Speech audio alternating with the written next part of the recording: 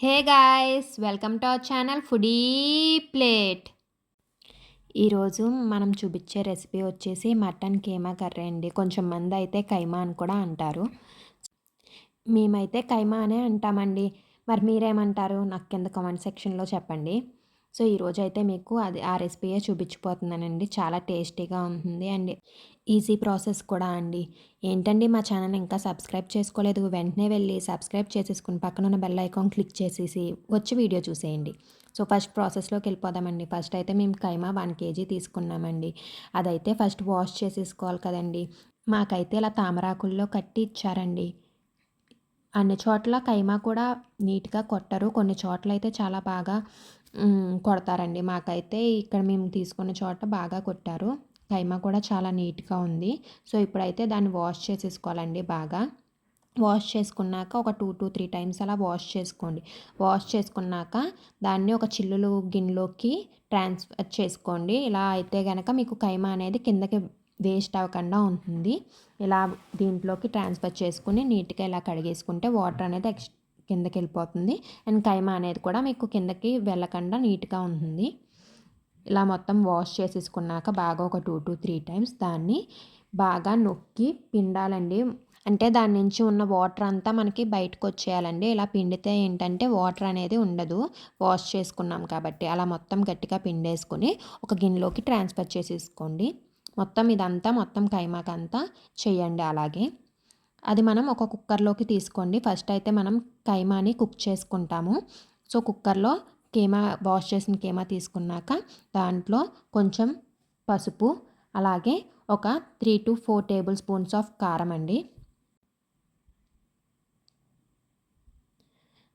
కారం వేసుకున్నాక ఒక 3 బిగ్ స్పూన్స్ ఆఫ్ అల్లం వెల్లుల్లి పేస్ట్ వేసుకోండి. అల్లం వెల్లుల్లి పేస్ట్ వేసుకున్నాక మసాలా పొడి వేసుకోవాలండి. దీంట్లోకి గరం మసాలా అయితే వేసుకుంటాము.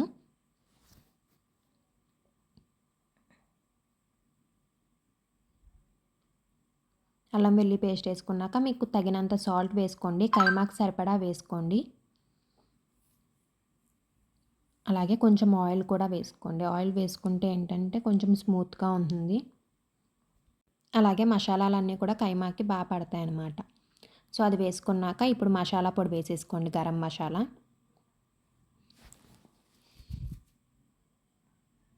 2 స్పూన్స్ ఆఫ్ గరం మసాలా వేసుకున్నాక దాంట్లో చిన్న గ్లాస్ వాటర్ పోసుకోండి. ఆల్రెడీ కైమాలో వాటర్ వస్తుందండి కుక్ అయినప్పుడు. సో ఎక్కువ పోసుకోకండి. విజిల్స్ అది ఎక్కువ వస్తాయి కాబట్టి కొంచెం చిన్న గ్లాసులు పోసుకొని సరిపోతుంది. ఇప్పుడు అన్నీ బాగా మిక్స్ చేసేసుకోండి. ఒకసారి పైకి కిందకి బాగా మిక్స్ చేసేసుకున్నాక కుక్కర్ విజిల్స్ క్లోజ్ చేసేసి విజిల్ పెట్టేసుకోండి. 6 విజిల్స్ అయితే రావాలండి. కైమా కాబట్టి మటన్ కాబట్టి కొంచెం ఎక్కువ విజిల్స్ రావాలి. సో 6 విజిల్స్ వచ్చాక స్టవ్ అయితే ఆఫ్ చేసేసుకోండి. ఇదిగో నాకు 6 విజిల్స్ అయితే వచ్చేసాయి. ఇప్పుడు స్టవ్ ఆఫ్ చేసేసుకుని లిడ్ ఓపెన్ చేసేస్తే చూసారుగా మొత్తం కైమా అంతా బాగా కుక్ అయిపోతుంది. మన కుక్కర్లో ఏంటంటే త్వరగా అయిపోతుంది, అలాగే కైమా అనేది బాగా కుక్ అవుతుంది. సో ఇలా కూడా మీరు ట్రై చేయకపోతే ఇలా ట్రై చేయండి. కొంచెం వాటర్ అయితే ఉంది కాబట్టి దాన్ని మనం మళ్ళీ ఒకసారి స్టవ్ మీద పెట్టి కుక్ అవ్వనివ్వండి. ఈలోపు మనం మిగతా ప్రాసెస్ చేసేసుకుందాం. ఇప్పుడు వేరే స్టవ్ మీద ఒక కడాయి పెట్టుకోండి. కొంచెం పెద్దదే పెట్టుకోండి, ఎందుకంటే మళ్ళీ మనం ఆ కైమాని దీంట్లోకి ట్రాన్స్ఫర్ చేస్తాము. సో కొంచెం పెద్ద కడాయి పెట్టుకోండి. దాంట్లో ఆయిల్ వేసుకోండి. ఆయిల్ వేసుకున్నాక దాంట్లో కొంచెం ఆవాలు, అలాగే కొంచెం జీలకర్ర వేసుకోండి. ఇదిగో మనకి ఈలోపు కైమా కూడా కుక్ అయిపోతుంది. అంటే వాటర్ ఇంకిపోతుందండి. దాంట్లో ఉన్న ఎక్కువ వాటర్ ఉంది కాబట్టి దగ్గరికి వస్తుంది కర్రీ. సో ఇప్పుడు మనకి ఆవాలు, జీలకర్ర కొంచెం వేగాక దాంట్లో 10 to 12 వెల్లుల్లి రెబ్బలు వేసుకోండి. ఇందాక చూపించినట్టు కొట్టి వేసుకోండి. అవి వేసుకున్నాక అలాగే కర్రీ లీవ్స్ కూడా వేసుకోండి. కర్రీ లీవ్స్ అనేది హెల్త్కి మంచిది, అలాగే మనకి కొంచెం మంచి ఫ్లేవర్ని కర్రీకి ఇస్తుందండి. సో అది కూడా వేసుకోండి. అవి వేగాక దాంట్లో చిన్న చిన్న ముక్కల కింద కట్ చేసుకున్న ఉల్లిపాయ ముక్కలు కూడా వేసుకోండి. నేనైతే 4 బిగ్ ఆనియన్స్ తీసుకున్నానండి. అవి కూడా వేసేసుకుని ఒకసారి బాగా కలుపుకోండి. ఒకసారి కలుపుకున్నాక దాంట్లో కొంచెం పసుపు, ఇందాక మనం ఆల్రెడీ మటన్ కీమాకి సరిపడే అంత పసుపు వేసుకున్నాం కాబట్టి ఇప్పుడు ఉల్లిపాయకి సరిపడే అంత పసుపు వేసుకోండి. వేసుకుని అలాగే సాల్ట్ కూడా వేసుకోండి. ఉల్లిపాయకి సరిపడే అంత సాల్ట్ వేసుకుని బాగా మిక్స్ చేసుకుని మూత పెట్టేసుకొని కొంచెం సేపు మగ్గనివ్వండి. ఉల్లిపాయలు మగ్గుతాయి. మీకు ఈ కర్రీకి ఆయిల్ అయితే కొంచెం ఎక్కువే పడుతుందండి. ఎందుకంటే నాన్ వెజ్ కర్రీస్ దేనికైనా ఆయిల్ ఎక్కువ ఉంటే టేస్ట్ బాగుంటుందండి. ఆయిల్ తక్కువ ఉంటే మీకు త్వరగా పాడైపోతాయి. అలాగే టేస్ట్ కూడా అంత ఉండదు. సో ఆయిల్ ఎక్కువే పడుతుంది. ఇప్పుడు మనకి మగ్గిపోయాయి కాబట్టి ఉల్లిపాయలు ఇందాక మనం కుక్ చేసుకున్న మటన్ని ఈ గిన్నెలోకి ట్రాన్స్ఫర్ చేసేసుకోండి. చేసేసుకున్నాక ఒకసారి బాగా పైకి కిందకి మిక్స్ చేసుకోండి.